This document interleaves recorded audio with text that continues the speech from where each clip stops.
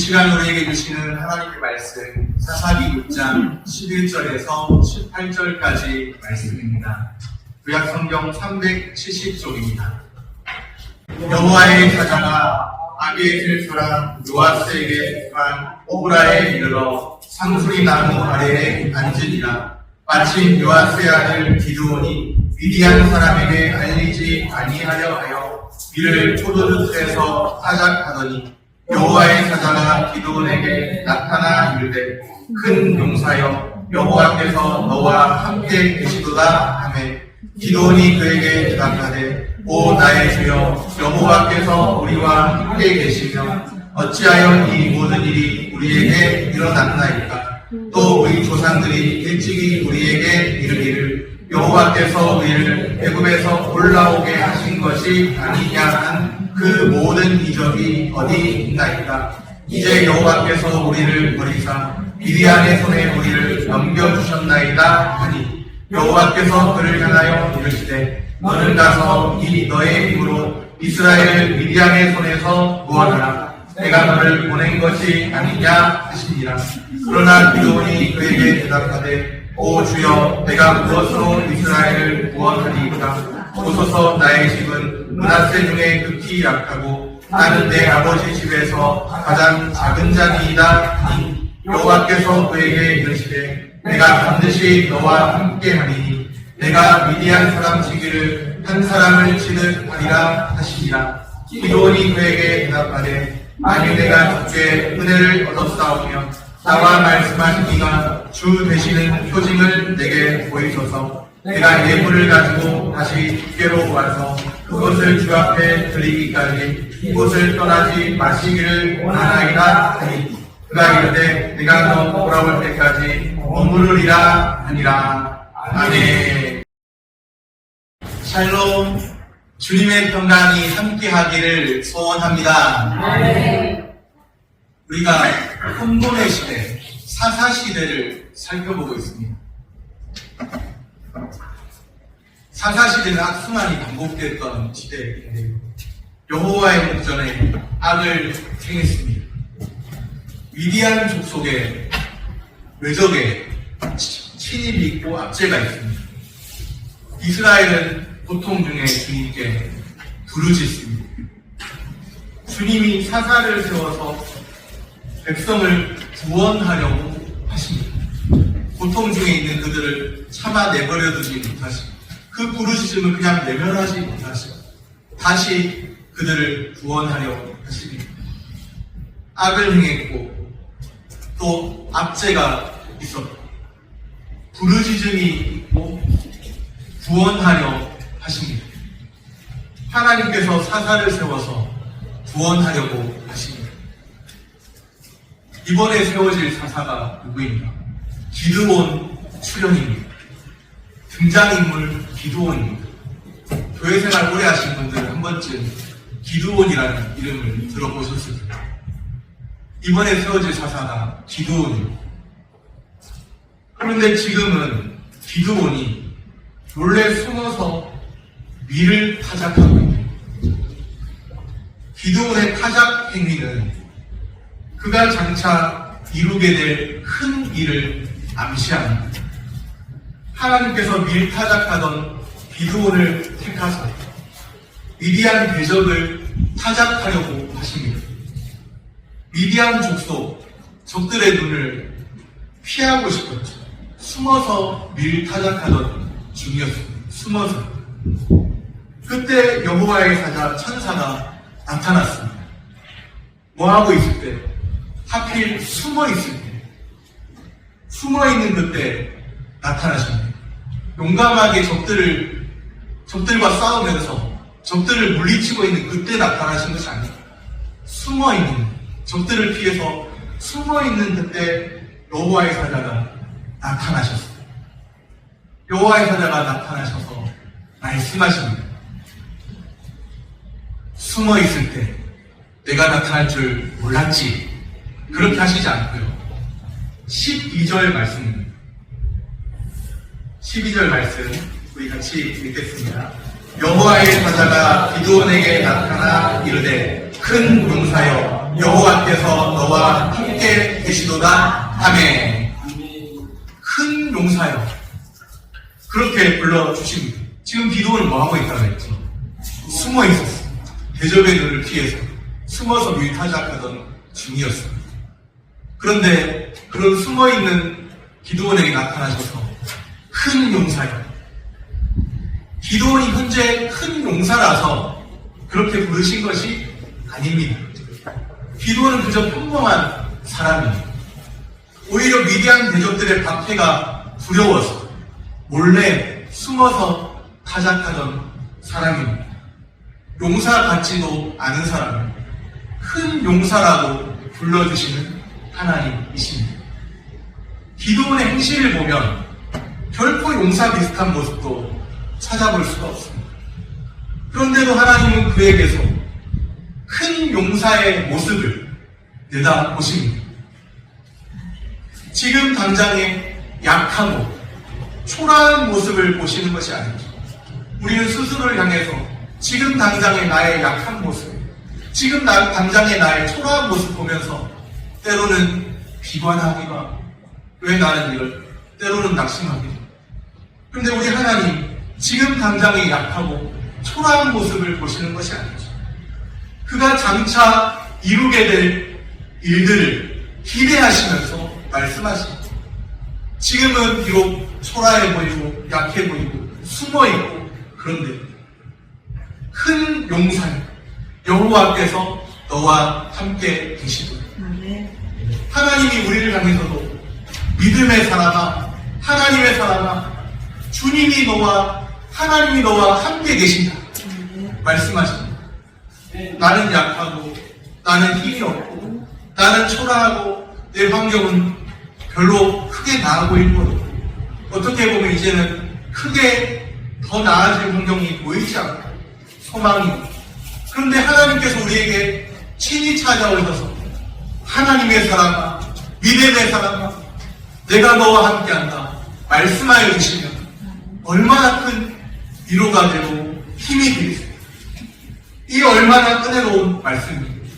큰 용사여 여호와께서 너와 함께 계시도다. 두려워하고 불안해하며 숨어버린 기드온 자신입니다. 그에게 찾아오셨습니다. 찾아오셔서 말씀하십니다. 기드온이 어떻게 큰 용사가 될 수 있을까요? 지금은 숨어있는 그런 사람이죠. 세상적인 환경과 능력으로 볼 때는 아무것도 아닌 자입니다. 그저 작은 자입니다. 그런 그에게 용기를 주시며 말씀하시죠. 주님이 너와 함께한다. 내가 너와 함께한다 말씀하십니다. 주님이 함께 계시면 큰 용사가 될 수 있습니다. 아무것도 아닌 자도 큰 용사가 됩니다.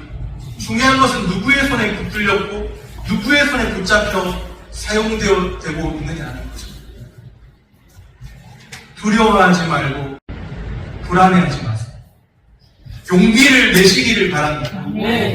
새 힘 주시는 주님이 우리와 함께 계십니다. 오늘 우리에게도 주께서 함께 하시는 줄로 믿습니다. 함께 하시는 주님의 말씀입니다. 14절 말씀입니다. 여호와께서 그를 향하여 이르시되 너는 가서 이 너의 힘으로 이스라엘을 미디안의 손에서 구원하라. 내가 너를 보낸 것이 아니냐 하시니라. 아멘. 너는 가라. 이스라엘을 미디안의 손에서 구원하라. 내가 너를 보낸 것이 아니냐. 그렇게 말씀하십니다. 사명 감당을 하십니다. 주어진 상황을 생각한다면, 지금 내게 현재 있는 그 상황을 생각한다면 어떻게 그 모든 일을 감당할 수 있을까요? 큰 용사로 부르신 주님의 말씀으로 감당합니다. 우리를 부르신 주님의 말씀으로 감당할 수 있습니다. 주님이 우리에게 가라, 너가 그 일을 해내라 그렇게 명령하실 때 그냥 명령만 하시는 것이 아니라 주께서 함께 하신다는 약속으로 동행하십니다. 명령만 주시는 것이 아니라 그 모든 일을 감당할 수 있게 주께서 길을 열어주십니다. 지금 현재 내 모습에 주눅들지 말고 위축되지 말고 주님의 부르심에, 우리를 부르신 주님의 부르심에 믿음으로 응답하며 사시기를 바랍니다. 주님의 부르심에 기드온이 예 알겠습니다, 즉시로 순종하면 좋을 텐데 그러지 않아요. 이런저런 핑계를 댑니다. 우리와 비슷하지 않습니까? 주님 잠깐만요, 이거는 해결해 놓고 그 뒤에 따르죠. 이 정도만 제가 하고 그 뒤에 나머지는 나중에 하죠. 이런저런 핑계를 대고 있는 기드온을 봅니다. 주저하는 모습을 보이죠. 주님이 부르셨는데, 나의 왕이신 하나님이 부르셨는데 망설이는 모습을 보이죠. 자신의 집이, 가문이 므낫세 지파인데 그 므낫세 지파 중에서도 가장 작다는 말을 하고, 우리 집안 별로 볼 것 없는 그런 집안입니다. 자신은 이스라엘을 구원할 능력이 없음을 호소합니다. 하나님, 나는 안 됩니다. 아무리 하나님이 말씀하셔도 나는 안 됩니다. 내 형편 아시지 않습니까? 내 상황 아시지 않습니까? 아무리 하나님이 말씀하셔도, 왕이신 하나님이 말씀하셔도 안 되는 건 안 되는 겁니다. 하나님, 나는 감당할 수 없습니다. 그렇게 지금 주저하고 있는, 그러자 하나님께서 다시 말씀하십니다. 16절 말씀입니다. 우리 16절 말씀 같이 읽겠습니다.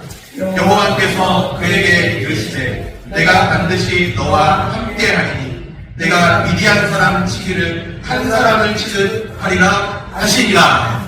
아멘. 하나님께서 어떤 말씀을 주세요?